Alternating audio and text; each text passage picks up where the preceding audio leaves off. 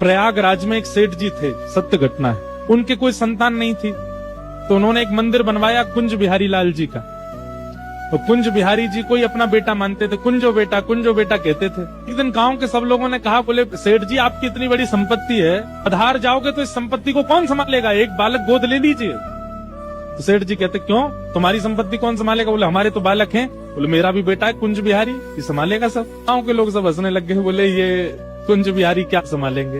एक वृद्ध बोला, अच्छा ठीक है, मान लिया कि पूरी संपत्ति कुंज बिहारी संभालेंगे, लेकिन आपकी मृत्यु हो जाएगी तो आपका अंतिम संस्कार कौन करेगा? सेठ जी बोले तुम्हारा कौन करेगा? बोले हमारा तो बेटा है। बोले मेरा संस्कार भी कुंज बिहारी करेंगे। गांव के लोग बोले इन सब बातों में कोई तत्व नहीं है, आप तो केवल बोल दो। बोले नहीं, बोल नहीं रहा हूँ, मेरे मन में विश्वास है वो करेगा, मेरा बालक है कुंज बिहारी। अब ये तो मानते थे ठाकुर जी को बेटा, पर ठाकुर जी इनको पिता मानते हैं कि नहीं, इस बात का प्रमाण हुआ जब उनकी मृत्यु हुई। उनकी मृत्यु हुई, गांव के सब लोग उनको ले जा रहे थे शमशान।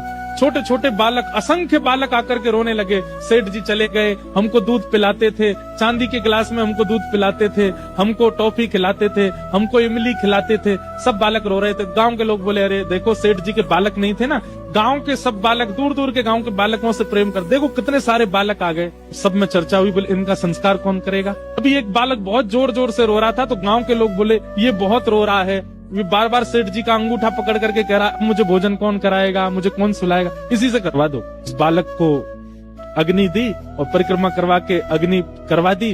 और अग्नि के बाद में नियम है, स्नान करना पड़ता है नदी में। सब लोग उस बालक को लेके गए, चलो बालक स्नान कर लो, सब लोग नहा लो। संस्कार हो गया अंतिम। जैसे ही सबने डुबकी लगाई, डुबकी लगा के सब बाहर आ गए, वो बालक नहीं आया। गोताखोरों ने खूब ढूंढा, सबने ढूंढा, नहीं मिला।